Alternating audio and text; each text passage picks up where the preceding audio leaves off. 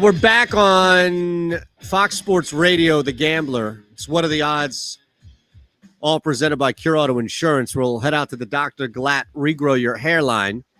Dr. Paul Glatt, Philadelphia's leading hair restoration doctor. You're watching on the stream as we bring in another guest here. And this one is a crowd favorite of anything that I'm doing, because I feel like we've talked to Jake Asman on multiple platforms, of course, on Sports Map Radio, where you can hear the show that I do with Mays and Brooks after, of all people, Jake Asman, 9 to 11, Monday through Thursday, and then also on the weekends. And beyond that, as I mentioned, Jake, a major, because you're from the island, New York sports honk. You just happen to be living and working down in Houston. So tonight was a little ambitious with what we wanted to talk about with you, brother, is Deshaun Watson possibly coming to the Eagles, the Knicks and Sixers anticipated second round series if the Knicks can handle their business against the Hawks, and a game that is just about underway,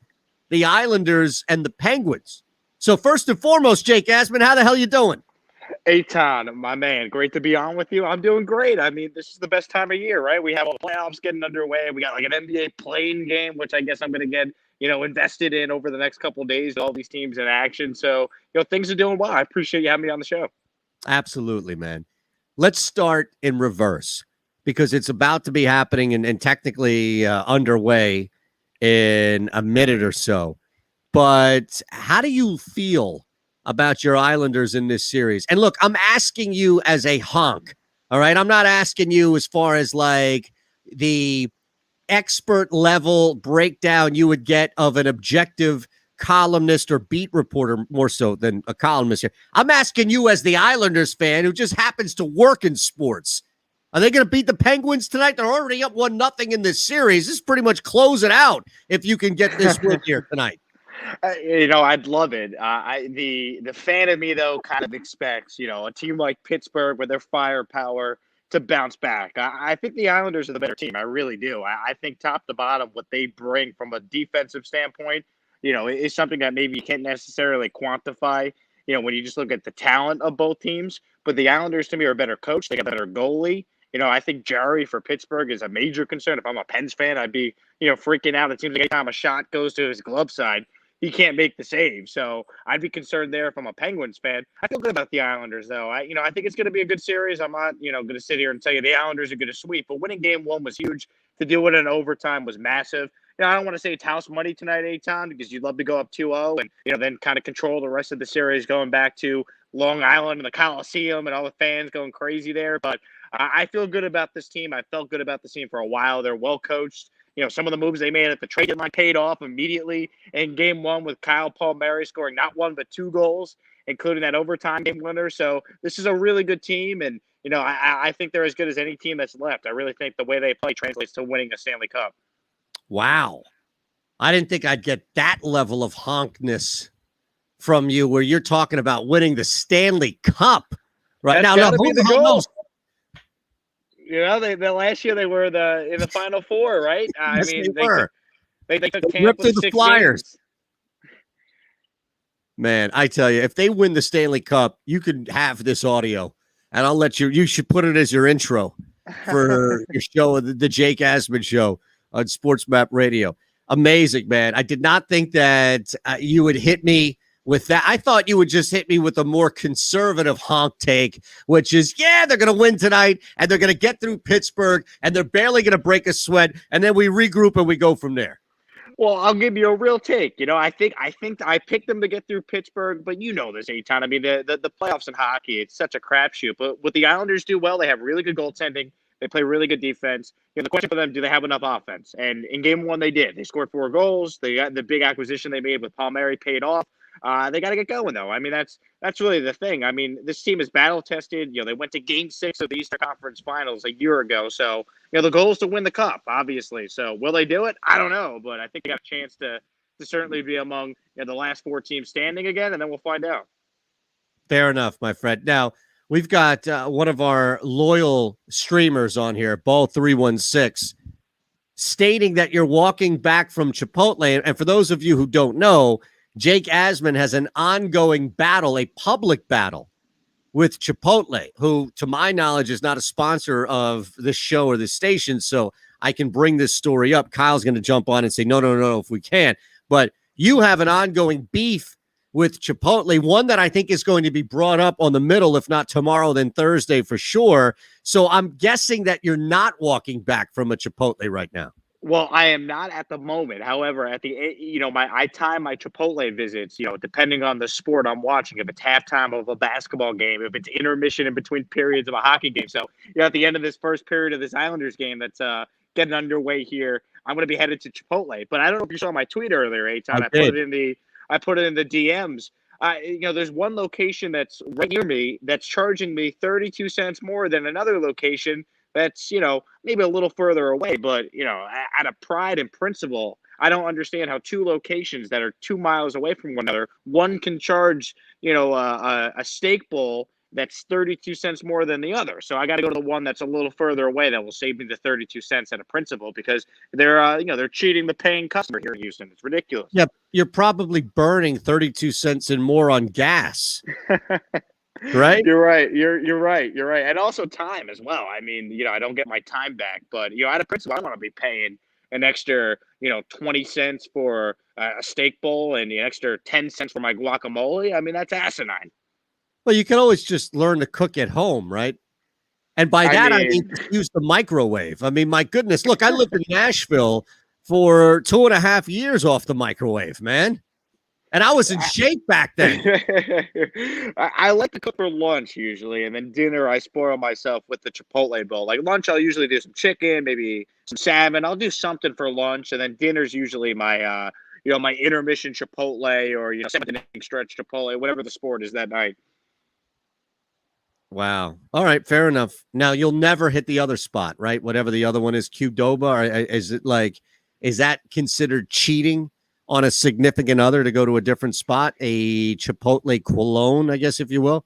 The spot down here that's really good. It's just a little it's just it's not the closest to my apartment. But have you ever heard of Freebirds? I don't know if that's a thing outside of Texas. Freebirds, I would say it's not quite Chipotle, but it's similar. It's a similar style. People here in Houston swear by it. I get yelled at all the time by my local friends here in the city. How do you go to Chipotle over Freebirds? But I have nothing against Freebirds. Chipotle, though, as I mentioned, right down the street, it's so convenient. Yeah, but look at you. I mean, how many times have you ripped tourists for coming to Manhattan and going to Sbarro's or one of those spots on Times Square, like the Jack Daniels restaurant or whatever it may be? And you're like, are you kidding me? This is the epicenter of cuisine in this country. And you're going to a McDonald's for dinner. And look at you. You're doing exactly that down in Houston. The thing I'll say, though, is the Tex-Mex I think Chipotle's owned by McDonald's, isn't it? It could be. I mean, that's above my pay grade to know that stuff. But I'll tell you what, Eitan, the fact of the matter is, as much as I love the Tex-Mex here, it is a little pricey depending on where you're going here. The thing with Chipotle that I always gravitate to is, you could get a really filling meal. That's not terrible for you if you get some chicken, some steak, maybe you get some good protein with your beans and, some brown rice, whatever you put in the bowl. It's not terrible for you when it fills you up, and it's for like 10 or 11 bucks. So you can't beat the value there, which is why I always end up going to Chipotle as often as I do. Well, David Culley made some headlines, the new Texans coach, by going through his routine at the local Tex-Mex joints. And even that wasn't inspiring for you, right? I heard Culley say that, and, I respect David Culley. Seems like a wonderful guy, but I'm not making David Culley money, so I can't go to, Ninfa's and El Tiempo every night here in Houston like that guy probably can.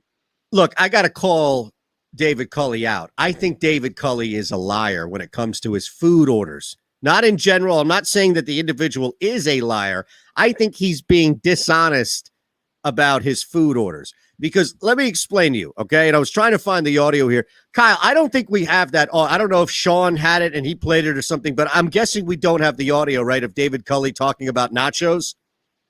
I don't think so. Okay, no. Okay. So I'm telling you, I'm going to try and... Might have been a one-and-done situation there. Well, it's around here somewhere.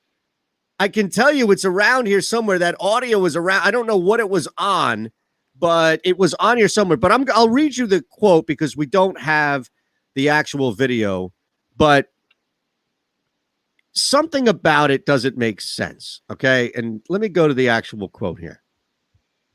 He had a good one the other day about football playing Jesse, at that same media availability where he was talking about his love of nachos or whatnot. Well, that's what I'm saying. So the reporter says, you've said you like food a lot, then asks, have you gotten a taste of Mexican food here in Houston? And Cully, and where is he from that he has that drawl? Do you know? I think I want to say he's from somewhere in Tennessee, but I don't know if that Sparta. is 100%. Okay, that's where it is, Sparta, right? And he has that little draw. I mean, look, if I lived in Nashville, and Nashville does not have as strong, especially in the city. You start to go out and about. Sparta is definitely one of them. It's not 300, so I don't. Oh, this is Sparta. It's not that. So it's Sparta, Tennessee, and this is what you get from him. Gotten a good taste of Mexican food here. The Tex-Mex food here is unbelievable. I agree with you right now after being here for 3 months that there's no place in America better than the Tex-Mex food here. No place. Look, that's just a blanket response. You could say that about Philadelphia with cheesesteaks. You could say that with New York about pizza. You could say that with Seattle or LA about sushi. You could say that about grouper down in South Florida, right? I mean, it's just a very generic statement. So the reporter follows up, asks, well, what's your order? And this is where I think David Cully tried to get a little cute and got caught with his head over his skis here. He responds, now I'm going to tell you about David Cully, who's a junkie from the standpoint when it comes to food.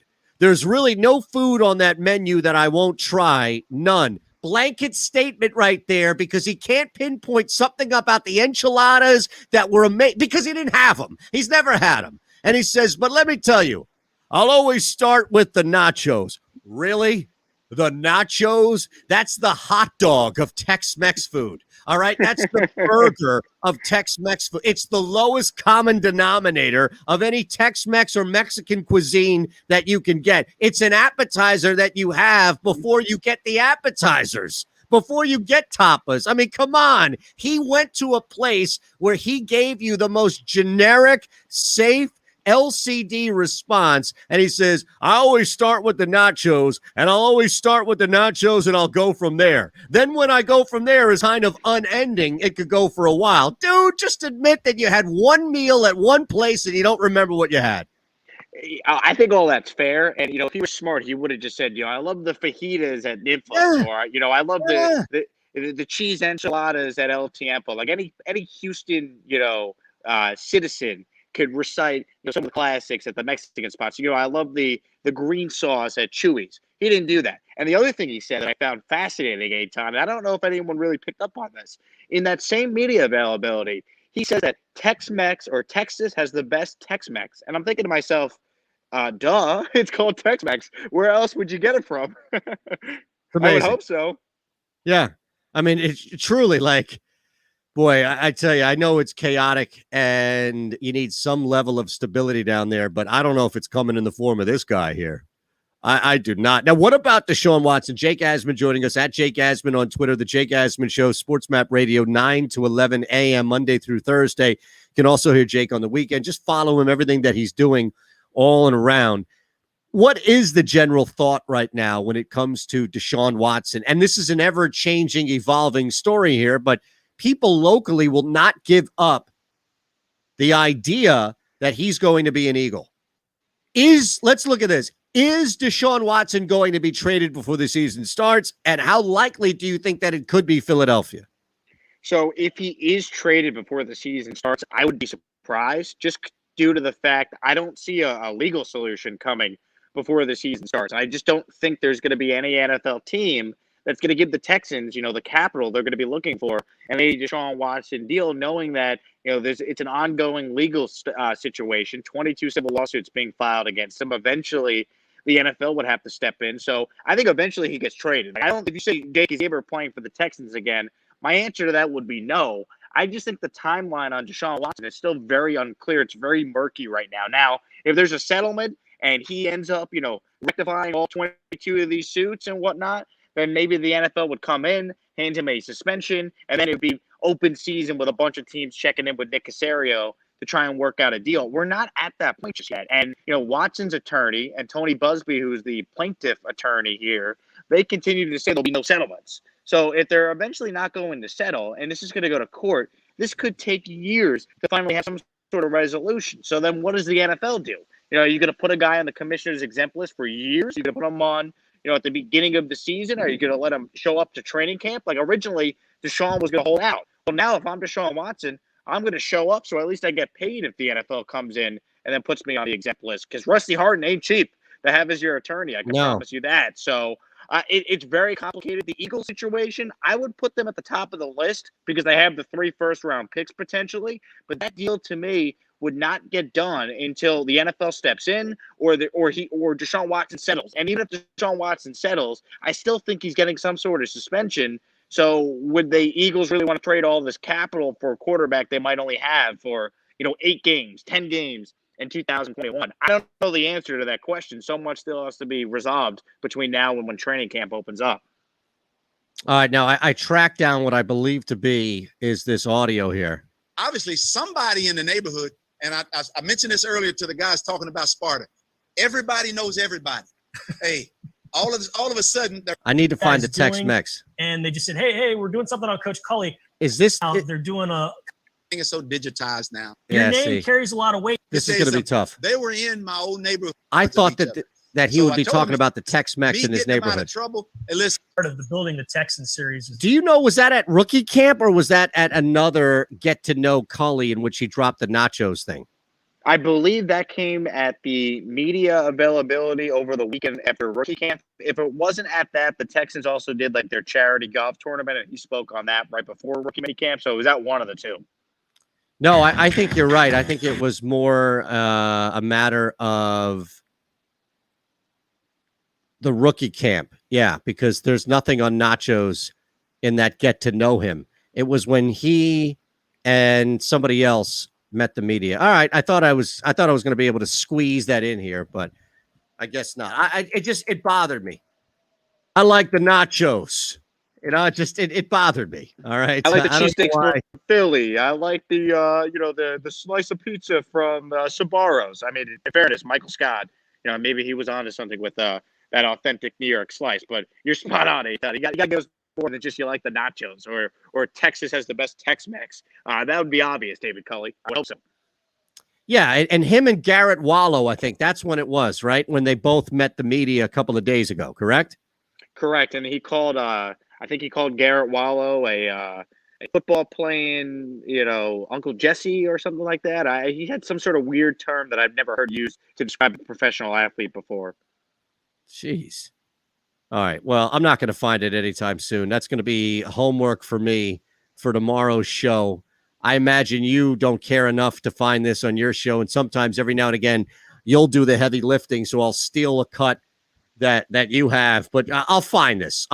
Now, before we get out of here, Jake, real quick, I'm just curious, and you can take your time answering, but I'm just saying as far as the topic shift here, let's assume the Knicks handle business and beat the Hawks. Let's assume that the Sixers won't break a sweat with their first 1-8 matchup. I think even with, and I don't know what Brooklyn is. They're a complete wild card. They could go out early. They could win the whole damn thing, and I wouldn't be surprised, honestly, either way at this point because they've played so little together. I think Milwaukee is in a similar situation like Philadelphia, and clearly they are going to be the team to beat because they've at least been here with that unit and then some. Point being is that outside of Milwaukee, with the wild card of the unknown with Brooklyn, there's only one team that concerns me. And that one team is the Knicks, because there's a big, as you know, I think, misnomer about this Thibodeau coach team that they can't play, that they can't run, that they can't play fast, that they can't go up and down, especially on the road. They're a team that can control the tempo enough and if Derrick Rose is working and healthy, they're a team that I think could steal a game, and dare I even say 2, on the road in Philadelphia. The one team outside of Milwaukee, with that whole caveat of Brooklyn, Jake, that I'm really concerned about. That surprises me, but I give you credit for, maybe seeing beyond the box score, and actually watching the Knicks and seeing how well they play as a team. I mean, what they do well is they just play so hard, man. They play such a defense. A lot of people are picking the Hawks to beat the Knicks in the first round series, and I can't sit here and tell you I'd be shocked if that were to happen. As a Knicks fan, it's house money at this point. I'm just enjoying the ride. This season has come out of nowhere, and they're supposed to win 22 games this year, and here they are with home court in the first round. But they play such good defense, man. So they're going to lock up Trae Young and make life difficult for him every single night. It's going to be a grind, and I would bet the over on however many technical fouls Trae Young's going to pick up over the course of the 7-game series, because the Knicks are going to be in his face, and they did a nice job on him for what it's worth in the regular season. If they get by Atlanta, I think Philly's clearly the better team. I think they'd win the series, but even if Philly won in 5, I think the games would be close. I don't think the Knicks are going to embarrass themselves here and just think, we made the playoffs, good year. No, I think the Knicks, the way they're playing right now, you have to reevaluate maybe your perception and expectations for them, because a lot of the rookies they have, like Emmanuel Quickly and RJ Barrett in his second year, they have all this experience this year, and they've just become different players. Julius Randle is an all NBA player. He's he's every bit as good as the numbers would tell you he's been. They have really good role players like Taj Gibson and Nerlens Noel that kind of clean up the mistakes defensively. They're a really good team, man. What's the saying? The sum of the parts is greater, or the sum of the parts is greater than each individual parts. So the sum of the whole is greater than the parts, I believe, right? There it is. I just butchered that one. You can play that tomorrow on the middle, but you get the point, right? They're a complete team. They play hard every night, and they're well coached. So that's how you win playoff basketball. All right, Jake. I appreciate you, brother. At Jake Asman on Twitter. Before you go, though, you got to hear this. Well, John, let me tell you this. I don't know if you see this whistle in my hand right here. I don't know if you can see it, but let me tell you something. Our staff was so happy today. Well, I'm going to say again, I'm going to hold this whistle up again, John.